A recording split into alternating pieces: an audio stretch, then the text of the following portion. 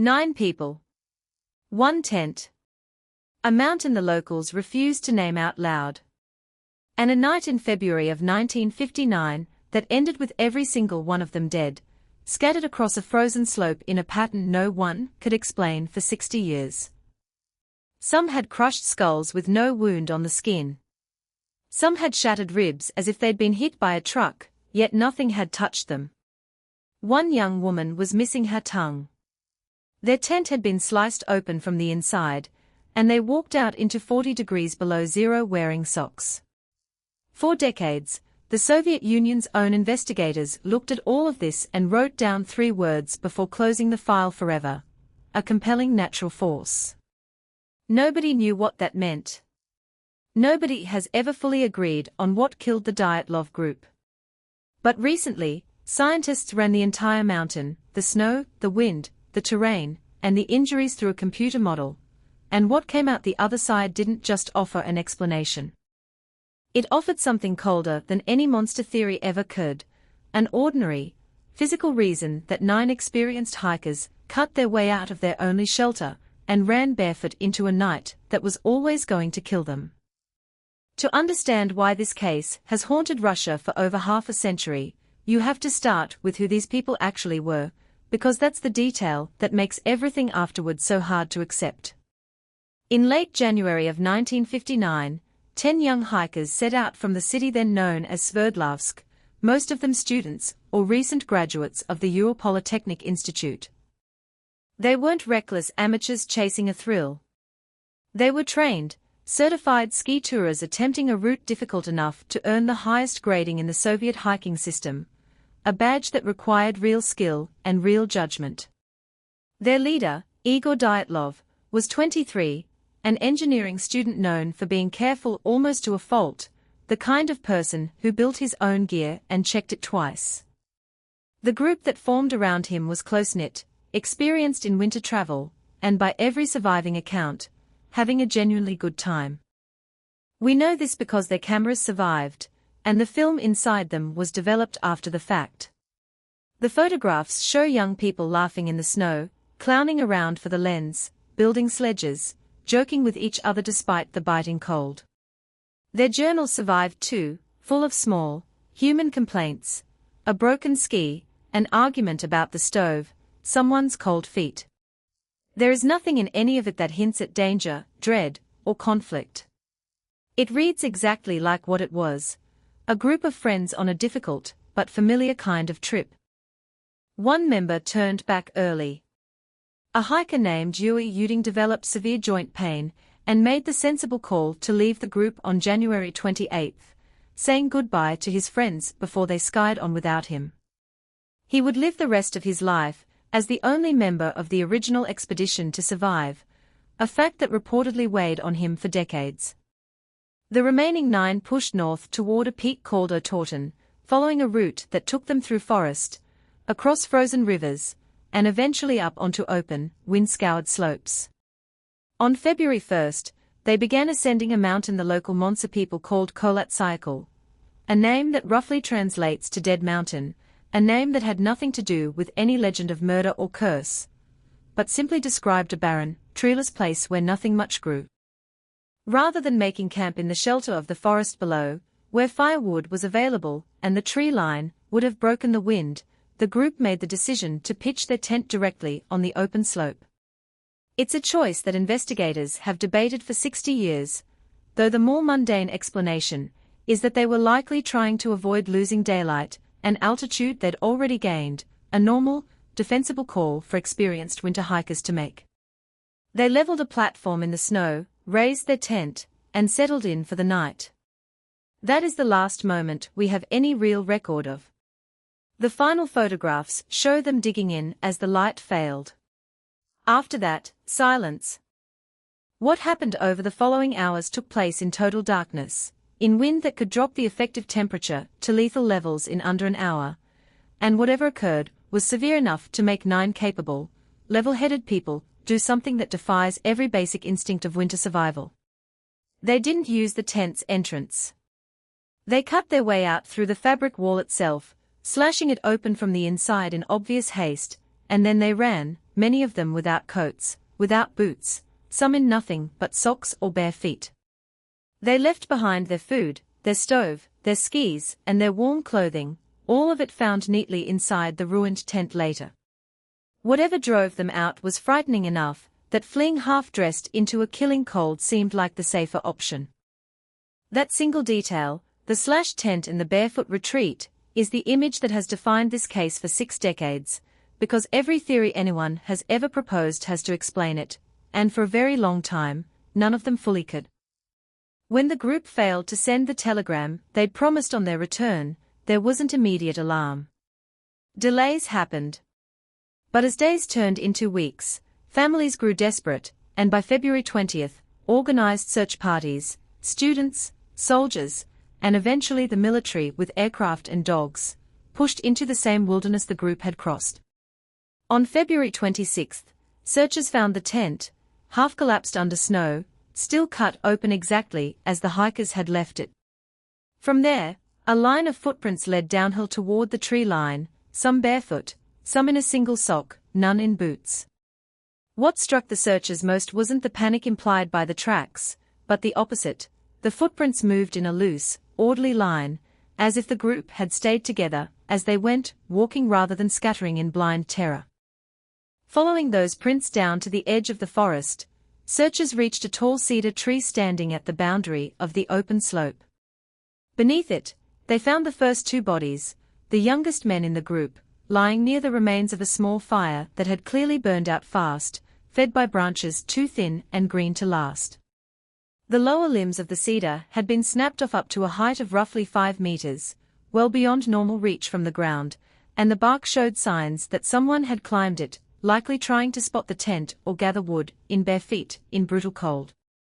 Scattered between the cedar and the tent, searchers found 3 more bodies at intervals up the slope, as though these 3 had tried to turn back and climb toward shelter after the group split up, each collapsing a little farther along than the last. These 5 deaths, tragic as they were, had a straightforward medical explanation: hypothermia, the body's gradual shutdown in extreme cold.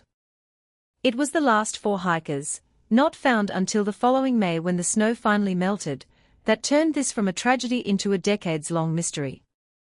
Those 4 were discovered in a ravine roughly 75 meters past the cedar, buried under nearly 4 meters of packed snow at the bottom of a frozen streambed. Unlike the first 5, they hadn't simply frozen. One had a fractured skull with no visible wound on the scalp. 2 others had severe chest trauma, multiple ribs broken and driven inward, injuries a pathologist at the time compared to the aftermath of a car collision, yet again with no cuts, no bruising pattern on the skin to suggest an external blow. Whatever caused this damage had done so without breaking the surface, which made it nearly impossible to explain using any weapon or physical attack investigators could imagine. Adding to the strangeness, these 4 were wearing clothing that had clearly been cut from the bodies of the 2 found at the cedar, meaning at least some of the group had survived long enough to strip garments from their fallen friends in a desperate, rational attempt to stay warm before they too succumbed. It's grim, but it's also evidence of clear thinking under horrific pressure, not chaos or madness. Then there was the detail that fed the dark corners of the internet for decades. When the woman's body was recovered from the streambed, her tongue and some soft tissue around her eyes and mouth were missing. Taken alone, it sounds like something out of a horror film. Taken in context, forensic pathologists have long pointed out that a body submerged in running water for months, exposed to natural decomposition and small aquatic scavengers, will lose its softest tissues first, and the tongue and eye tissue are among the most vulnerable. It's an unsettling fact, but not an inexplicable one. Around the same time, radiation testing on some of the recovered clothing came back with slightly elevated readings, not enough to have harmed anyone, but more than enough, in a country steeped in Cold War secrecy, to plant a seed of suspicion that never really went away. The most credible explanation traced back to camping lanterns of the era, and the fact that at least one hiker had previously worked at a facility that handled radioactive materials, an ordinary, documentable link rather than a sinister one. The avalanche theory was the most obvious candidate from the start. A slab of snow releases above the tent, the hikers panic, cut their way out, and flee before a second slide can catch them, which would explain the torn tent and the desperate escape. But for decades this theory seemed to collapse under its own weight. Other explanations reached further. Given that this was the height of the Cold War in a militarized region full of restricted zones, some suspected a secret weapons test, a device that detonates above the ground and kills through pressure alone, which could theoretically explain internal injuries without external wounds, sudden panic, and even the radiation traces. Investigators also looked hard at the local Monsa people early in the case, but the footprint evidence cleared them almost immediately. Searchers found only the 9 sets of tracks from the tent downward, no other prints, no signs of struggle, nothing to suggest anyone else had been on that slope that night. Theories of an internal conflict or violence within the group ran into the same wall. The footprints moved together, evenly spaced, heading in the same direction at the same pace, which is not the pattern left by a chase or a fight. It's the pattern of a group that saw or experienced the same thing at the same moment and made a unified, instant decision to get out. Over the years the case attracted every kind of explanation imaginable: infrasound generated by wind over the mountain's dome that could theoretically trigger panic and disorientation, sudden violent downslope winds known as katabatic winds, even speculation involving cryptids or secret military experiments. Crucially, the model also explained the injuries in a way no earlier theory managed. A full-scale avalanche would have buried the tent and left obvious debris, and there was none. But the simulation described something smaller and more localized, a compact, dense slab only a few meters across, sliding a short distance before stopping, enough to be devastating to whoever it landed on, but small enough to leave little visible trace once the wind smoothed the surface over the following weeks.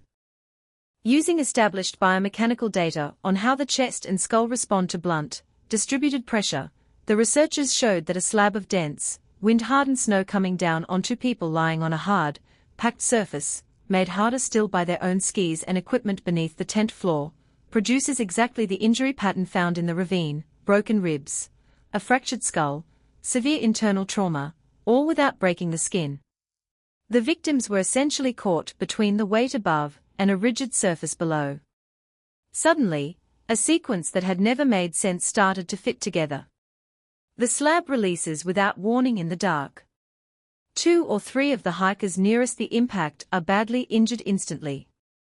The rest, terrified that a larger slide might follow, do what any trained mountaineer is taught to do when snow above them is on the move: get away from the slope immediately, toward the tree line, where the forest anchors the snowpack and further sliding becomes far less likely. They cut through the tent fabric, because the entrance was blocked or jammed and there was no time to dig it out. They carried their injured companions as best they could. They left in socks because boots meant seconds they didn't think they had, and in that first surge of adrenaline and fear, the immediate danger of another slide felt more urgent than the cold. They reached the tree line, built what fire they could manage, and then the second, slower killer arrived, the one they understood better than almost anyone, and still couldn't outrun. The cold took them one by one, as some tried to climb back toward the tent for the supplies they'd left behind, several dying only a few dozen meters into that retreat. It's important to be honest about what this simulation actually proves and what it doesn't. It isn't a signed confession from the mountain, and it can't be, because everyone who could describe that night firsthand died there. What the model demonstrates is that a theory long dismissed as physically impossible is, in fact, entirely consistent with real snow science and real biomechanics, and that it accounts for the tent, the injuries, the footprints, and the flight into the cold without requiring any secret weapon, any hidden attacker, or any unexplained force.